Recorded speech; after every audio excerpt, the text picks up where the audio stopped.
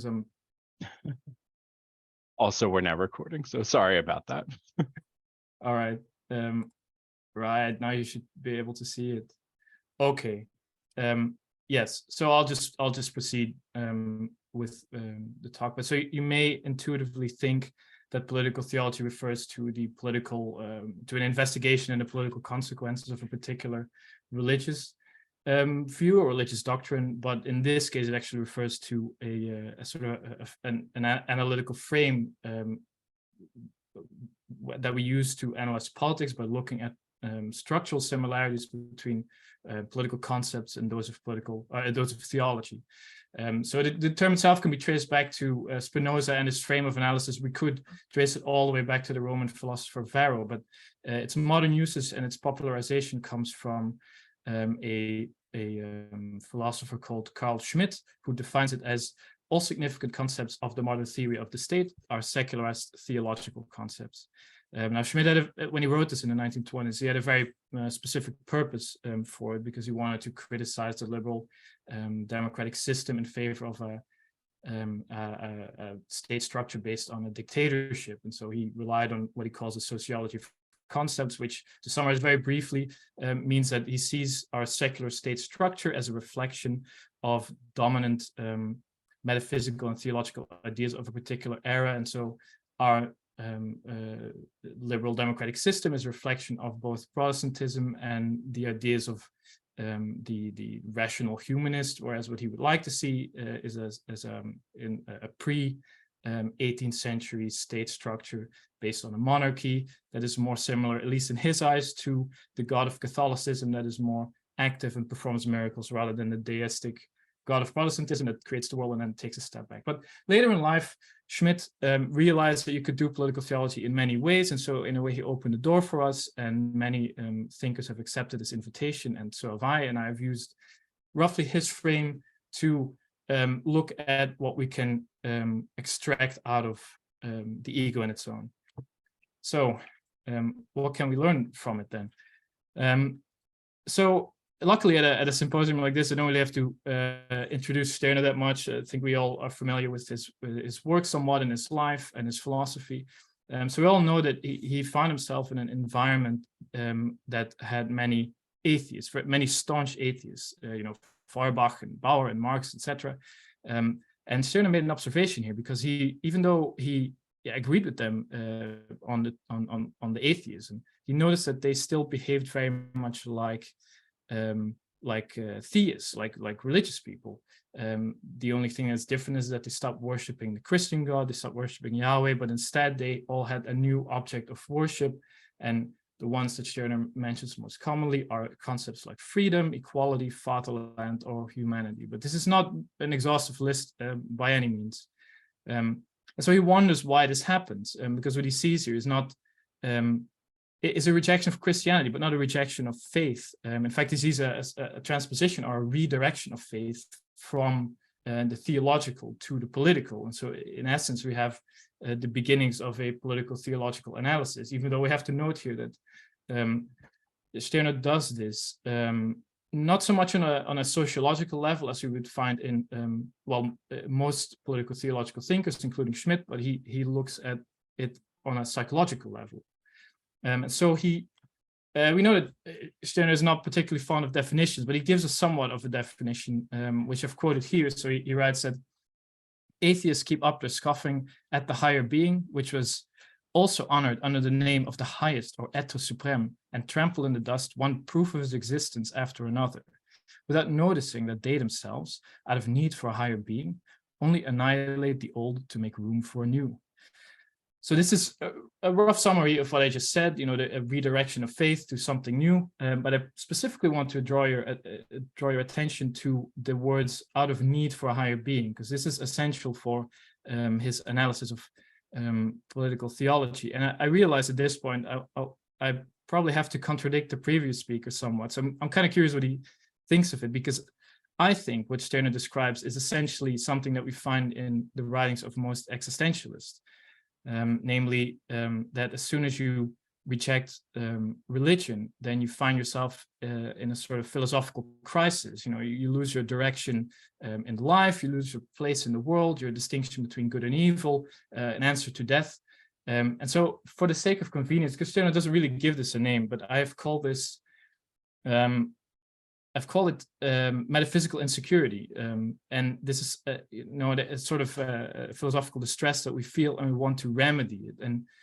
And what these political theologians do is they find something new to worship in order to set the world straight again, to give them a place and a purpose and a sort of a moral direction. I wanted to, so I think I wanted to make a quick note on language here. So, but I don't want to dwell on it too long because I realize I don't have that much time. But he often, so I think it's good for a moment then, especially because of the previous presentation, it's good to contrast this briefly to other existentialists, because Stirner usually writes it in the positive rather than the negative. He usually doesn't describe the crisis as such, but rather how they try to remedy it. And so very often these like people like Feuerbach or Bauer, the ones I mentioned before, they look for a calling or a destiny or a task. And these words, I think in German, capture this metaphysical insecurity slightly better because there's so much more connotation to them. Like calling here is the translation of Beruf, and I guess you could do that, but Beruf is an interesting word that came into the German language through Protestantism. It usually, if you'd ask a German speaker what it means, then he or she would say that it means an occupation or a job, but it also is simultaneously calling, and it's based on the word for calling, on rufen. And the difference here is then that your occupation is just not something you do for 8 hours a day to pay the bills, but rather it's a special task given to you in the divine plan. And it's part of your identity. And similarly, Bestimmung, he likes to use it a lot. It's also a reference to Hegel. And it's understandably translated to destiny. And if you'd ask a German speaker what it means, and he or she will probably say destination, which is also related to the word destiny. But it could also mean designation, something that's specifically addressed to you, like a letter with your name on it. It's meant for your eyes only. And then thirdly, the word Aufgabe is also it's correctly translated as task. But it could also mean a special challenge or problem that's there for you to overcome. And it could also mean, and this is the closest English equivalent of this, is to give up or to resign. And I think I just wanted to point this out because I think the German captures this, this sense of distress and the religious connotations as well. It captures it better, not because the translations are poor. In fact, I think they're quite impressive. It's just a difference between German and English.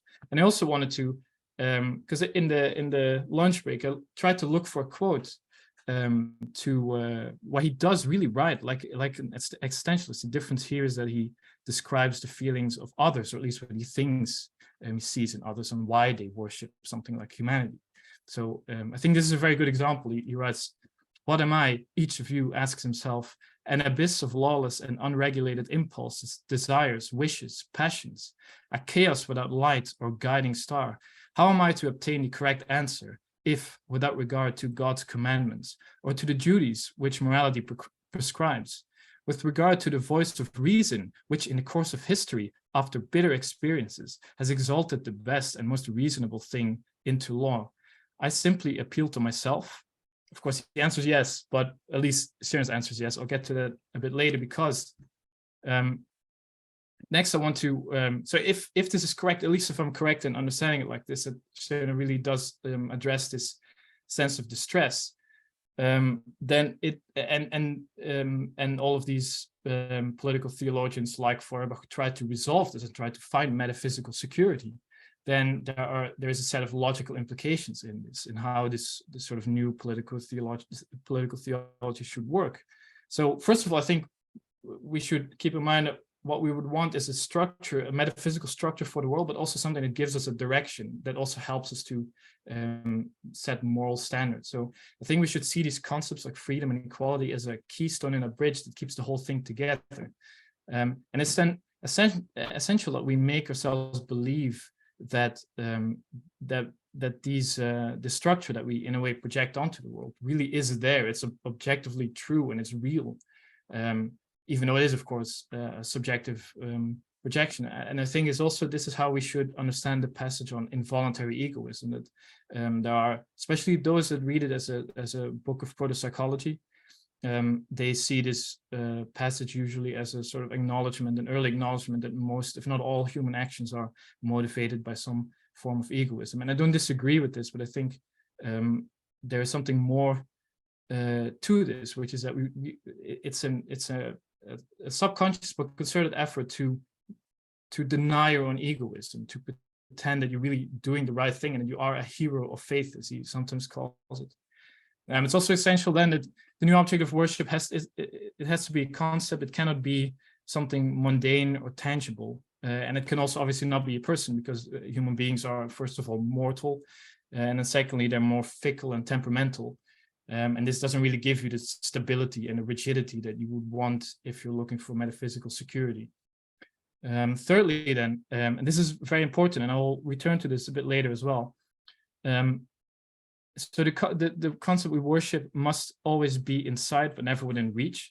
What I mean with this is that if we pursue something that is very concrete, then once we've achieved it, then we are once again thrown into the clutches of metaphysical insecurity, and we have to start over again. So, for example, if your pursuit is that of equality, then you will run into this problem if you pursue, for example, a specific equality, like equality of rights or equality of incomes. You could actually achieve this. And once you do, then you lose your moral direction, and suddenly you have nothing to do anymore. Then your life loses its meaning. And so if we strive for equality in the abstract, see, then there's always some inequality that you can find somewhere to combat.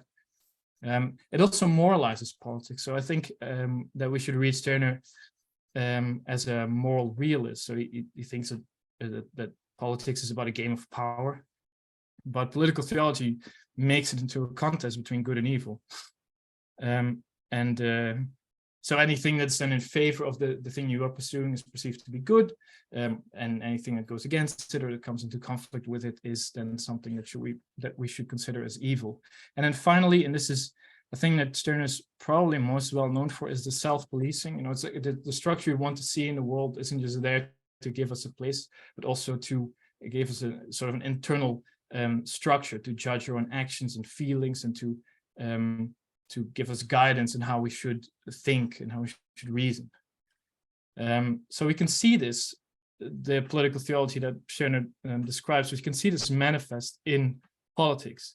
To see this, we have to turn to his criticism of liberalism. And then firstly, we have to keep in mind here that Stirner uses the word liberalism slightly differently than we do. Nowadays, he uses it a bit more liberally. He generally refers to it, uses it to refer to more modern political views. We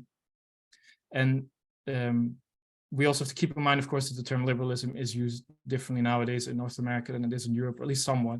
But if we look past these linguistic issues, then we find actually a criticism and an analysis of politics that still maps on very well to the 21st century. So first of all, Stirner sees liberalism as an appropriation of Christian values that always is in pursuit of some form of emancipation, and this can happen under the banner of freedom, and this can happen under the banner of equality. But generally, it's some pursuit of emancipation. So he makes a distinction between three of them. So the first one is political liberalism. This refers to the emancipation of the citizens and the state from the whims of the king and the clutches of the church, and generally revolves around some worship of or apotheosis of the rule of law and a general legal structure. Though we could draw a parallel between this and the sovereignty that many nationalists want for their nation. But I think political liberalism is quite well accepted nowadays. It's mainly the other two that I think that are especially interesting for us. So social liberalism should not be mistaken with what we would call nowadays left liberalism. It really does mean socialism, and he connects the names of Hess and Marx to it. And so this they accept the premises of the political liberals, the equality of rights, but they see it also as an enshrinement of economic inequalities, and so they want to emancipate laborers from their poor condition. And we still see this very much today. But there's also a variety of it today that we see, which is what we would nowadays call identity politics. So it's the same sort of emancipation of a particular demographic or a particular group against the herd or against the rest of humanity. But it doesn't always have to be based on economic status. And nowadays you see this, especially in North America, based on race or sex or religion or nationality. And so they have been criticized by the humane liberals. And the humane liberals, they see, especially in social liberalism, an antagonism, and they want to, free or emancipate humanity from these kinds of conflicts. And they do this by emphasizing our shared humanity and in a way making a new deity out of it. Now, Stirner has criticized this. So he generally has two criticisms to these the political theology of these modern liberalisms. So firstly is what I've called the persistent futurity, which is also something I mentioned earlier, that what we ought to pursue is always over the horizon. It's within sight, but we can never reach it. And this is necessary to give us the metaphysical security that we would want. But if we can never achieve it, and Stirner just wonders, why bother? Why do any of it?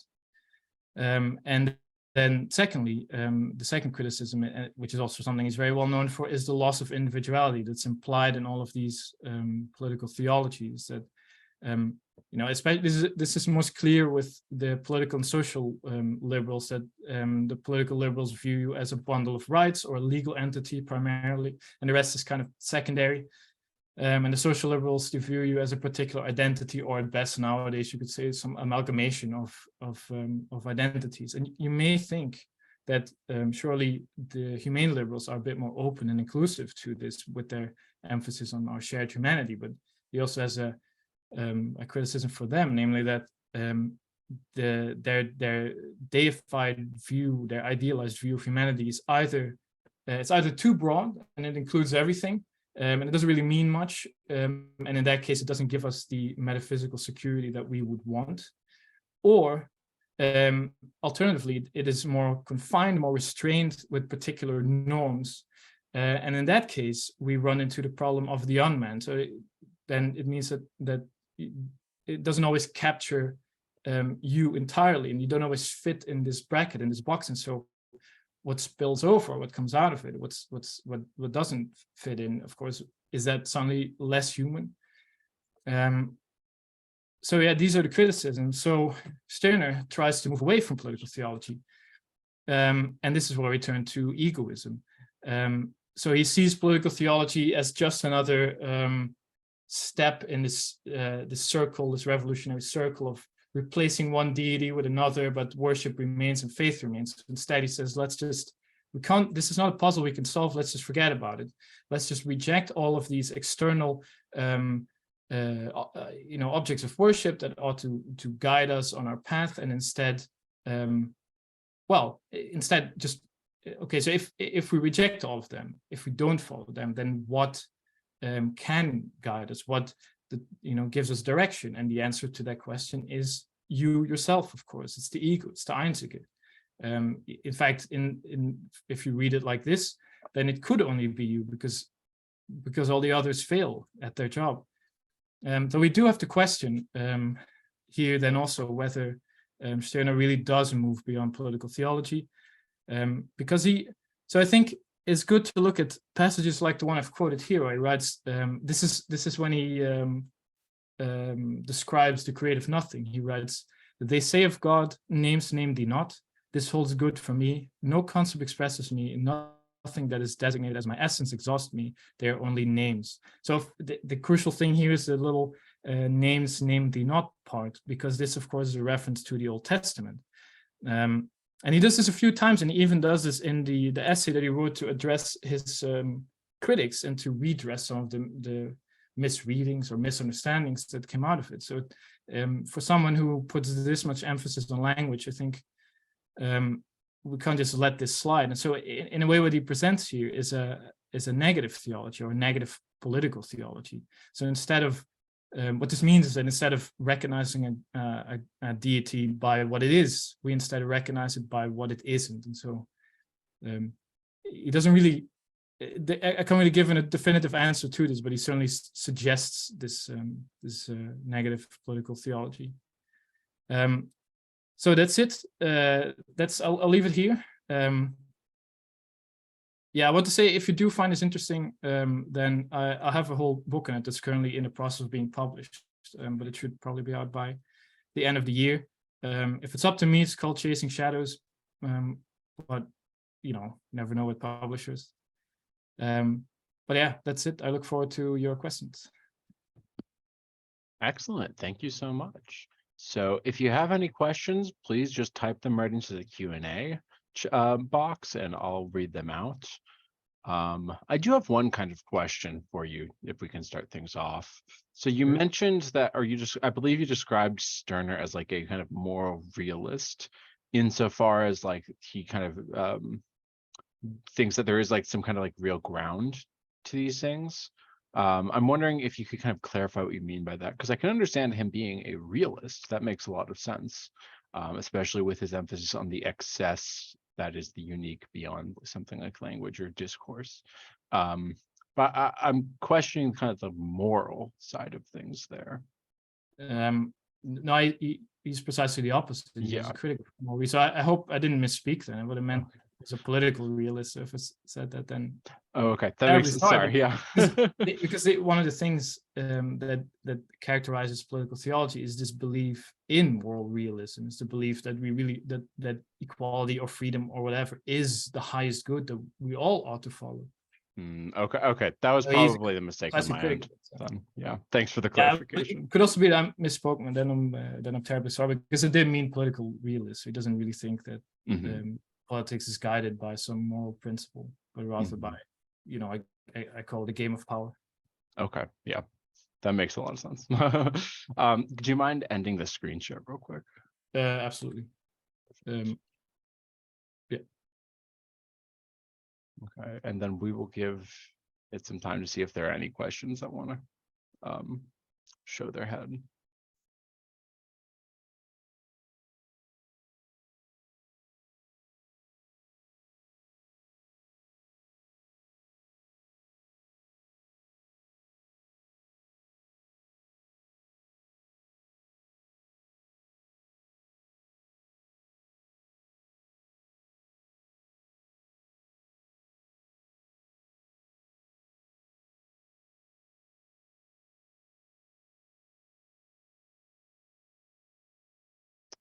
There is one from Adam Jones. Do you take the idea of metaphysical security or ontological security to be a value for Stirner, the end goal of his critique of previous attempts from Feuerbach, etc.? Or do you think he wants to affirm this insecurity insofar as he may see all ontological rigidity as tied to a kind of policing? Yeah, that's a good question. I'm not sure I could give a completely positive answer, because he sees the search for metaphysical security as a failed endeavor. That's why this constant revolution of replacing one God with another comes from. And so I think the point of egoism is to reject the search for it. So in a way, I mean, he embraces the metaphysical insecurity.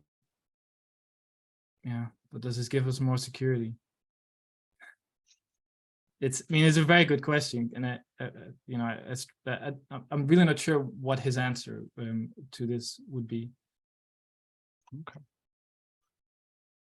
We also have another question. Considering that negative theology still says that God exists, can we say that Stirner uses the process of negative theology without posing the existence of God? Yeah, this too.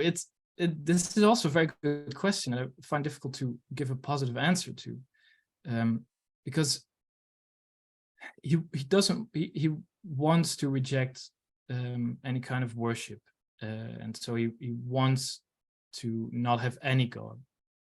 But his language certainly suggests that he doesn't really succeed in it.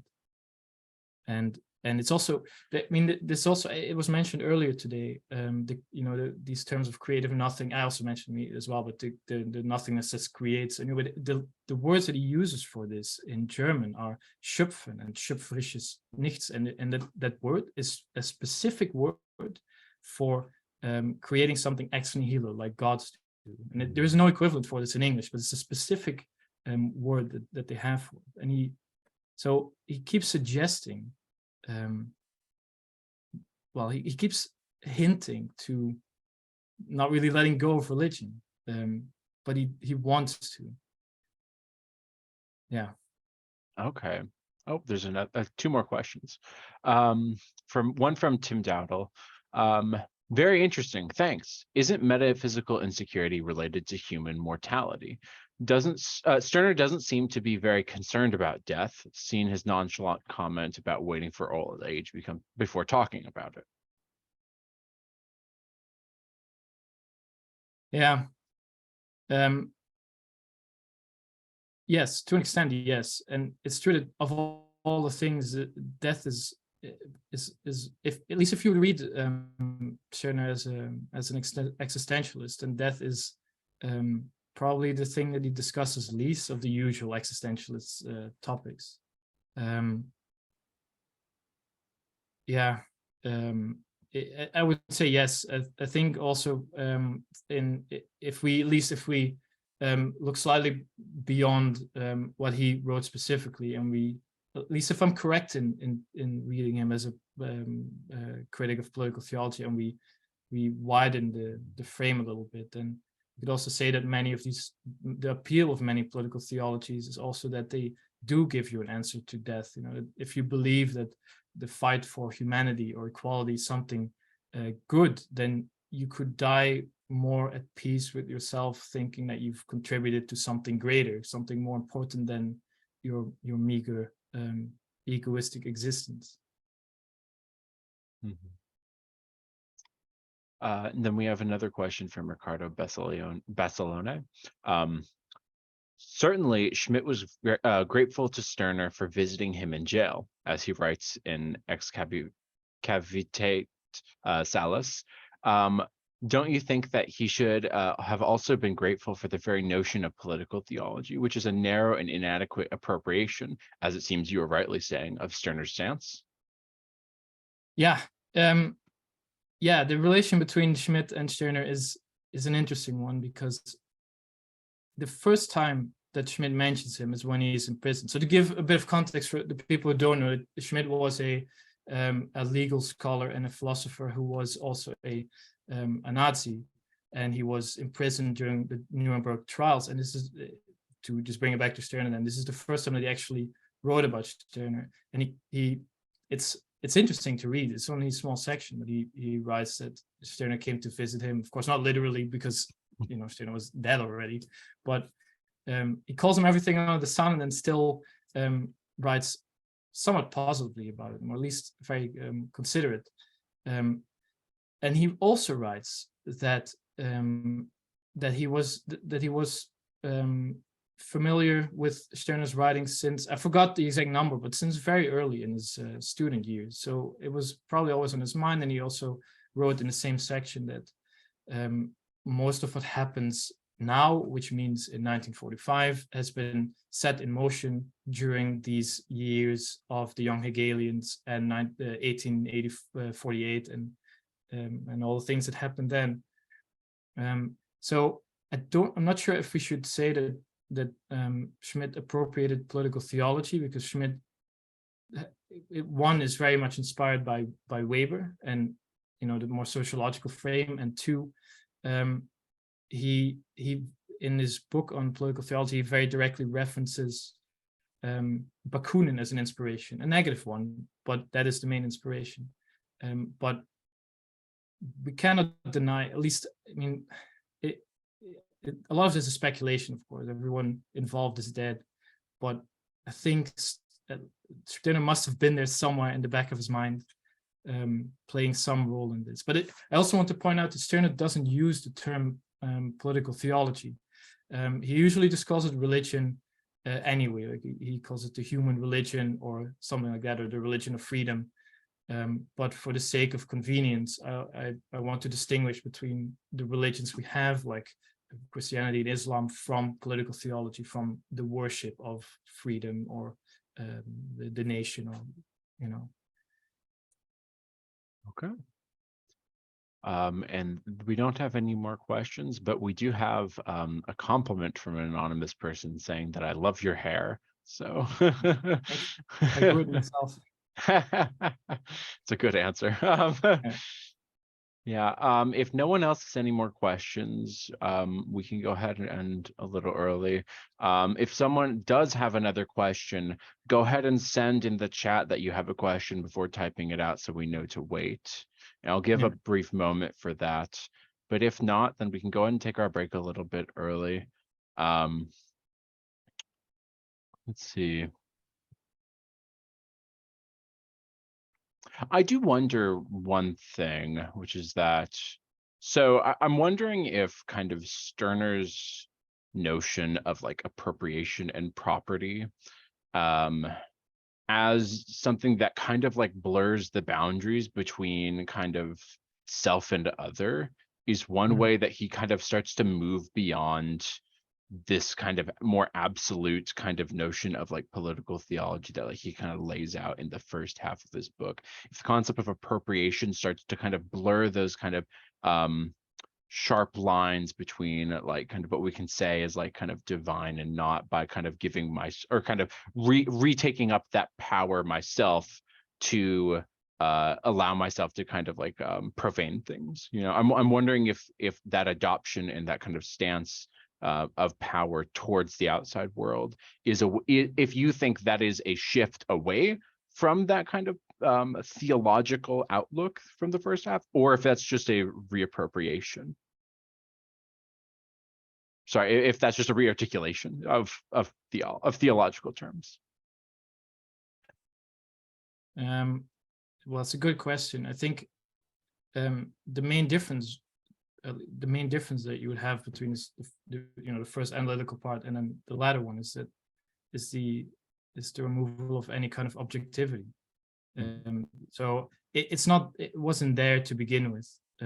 Obviously, this is what Stirner points out, but these political theologians believe that it is there, and so once you believe that it's there, then you have an objective metric to judge how good you are, what you do. And once you remove that, then you are, in a way, your own judge. So in that way, it certainly blurs the lines between. I'm not sure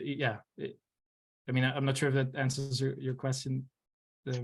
Yeah, no, I think it's helpful. I'm wondering though if you think he is abolishing that notion of judging itself, or if that's just kind of us taking on that mantle. So if that kind of structure is almost preserved in that shift from like the first half to the second half or not.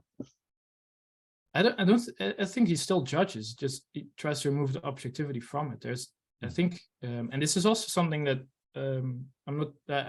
the foreword that was written by Leopold, he writes the same thing, at least, that there are definitely values that in Stirner's work and in his own judgments, the things that he thinks are good and bad, he tries to remove the objectivity or the absoluteness from them.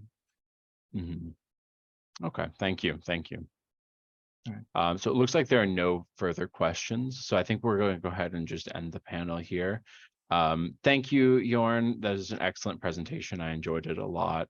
And I'm sure everyone else did too. So yeah.